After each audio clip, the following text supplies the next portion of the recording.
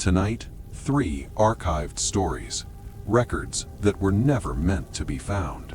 If you are listening to this after waking up, pause. Ask yourself how many times you have already done that today. This file documents a phenomenon reported independently by multiple subjects. No prior connection, no shared location. Each report follows the same structure.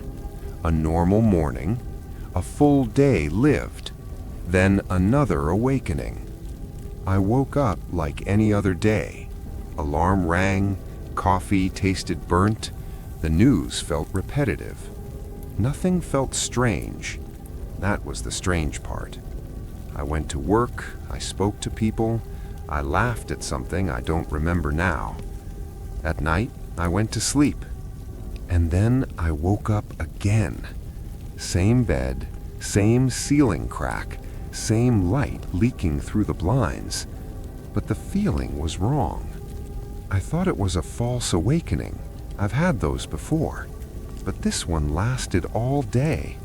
I ate, I walked outside, I watched the sky.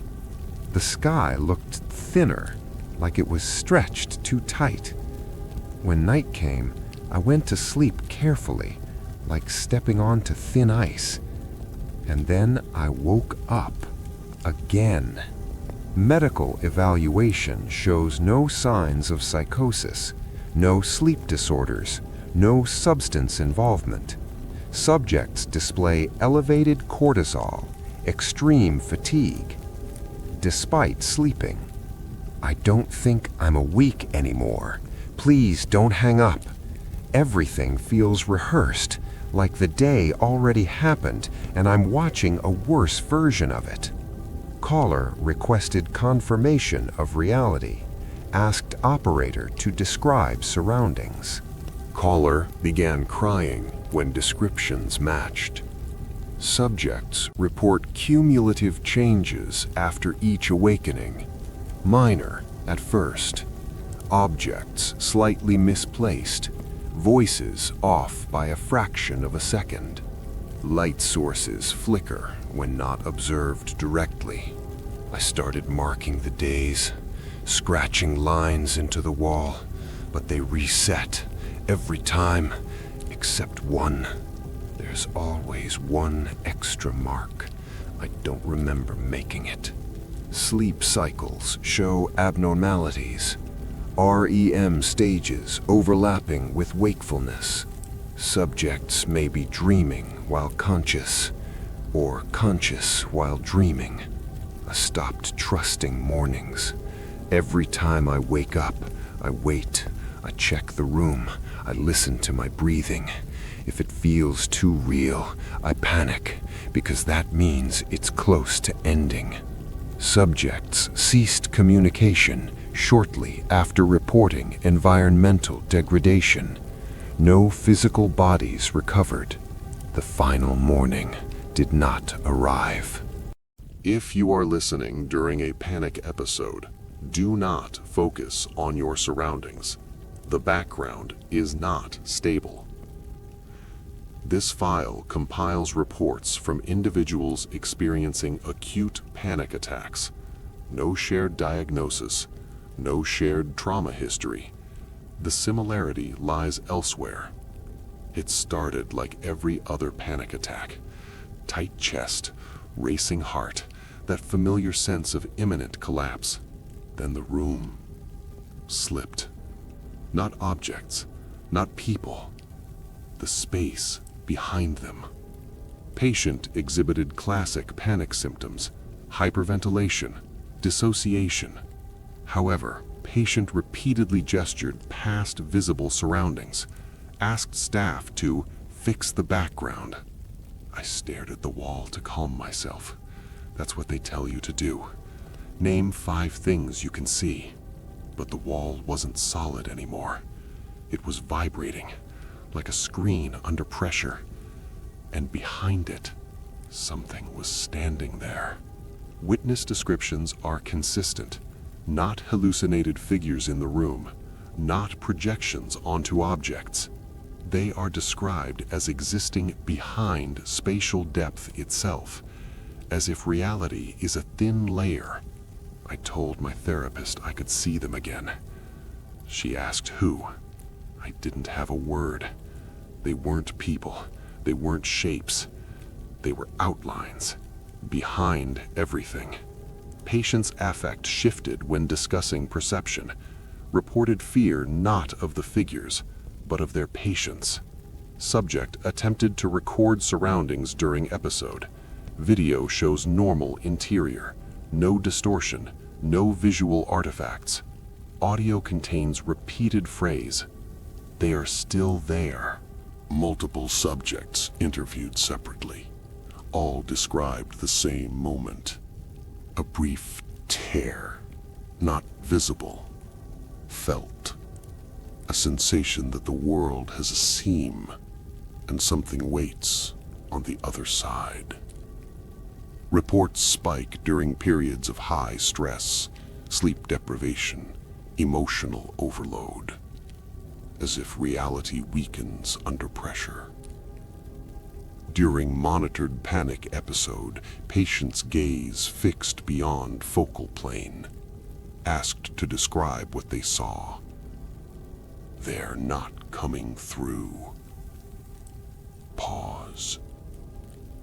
They're waiting for the tear to finish. A recurring question appears across testimonies. Why don't they move? The answer is always the same. They don't need to. I reviewed these files during my own episode. I should not admit that. For a moment, the office walls blurred, and I understood. They are not behind the world. They are holding it. Subjects are advised grounding techniques despite mixed results. File remains active. Reality has not torn yet. They are still standing. If you hear this recording in a quiet room, introduce noise immediately. Silence is not passive. This file documents incidents related to prolonged silence exposure. All subjects reported the same progression. Silence intensifies. I turned everything off. The TV, the phone. I just wanted quiet. At first, it felt empty. Then it felt crowded. Subject sat alone in a sealed room for approximately 40 minutes. No external noise detected.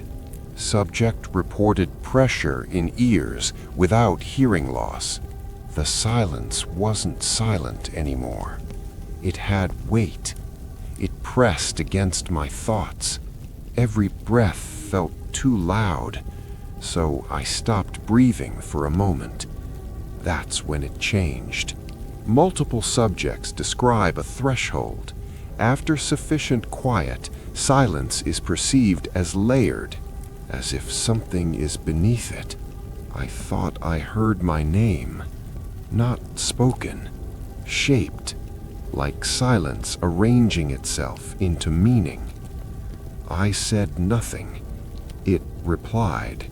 No auditory hallucinations recorded. EEG activity spiked during silent intervals. Patient's lips moved without vocalization. Security footage shows subject seated alone after hours. No movement. Microphones record low-frequency resonance increasing over time. At minute 37, all ambient noise drops to 0, then resumes. It learned my breathing pattern. When I held my breath, it leaned closer, not closer in space, closer in attention. Internal memo. Silence appears responsive. It adapts. It waits for engagement. I asked the patient what the silence said. They refused at first. Then they wrote it down. We hear you best when you stop.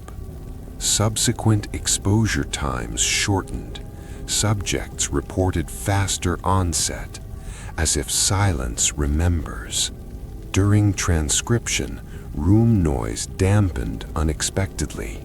Air system active, no hum detected. Words on the page seemed louder than breathing. I stopped typing, and the silence shifted. I wanted to test it. I sat still. I didn't think.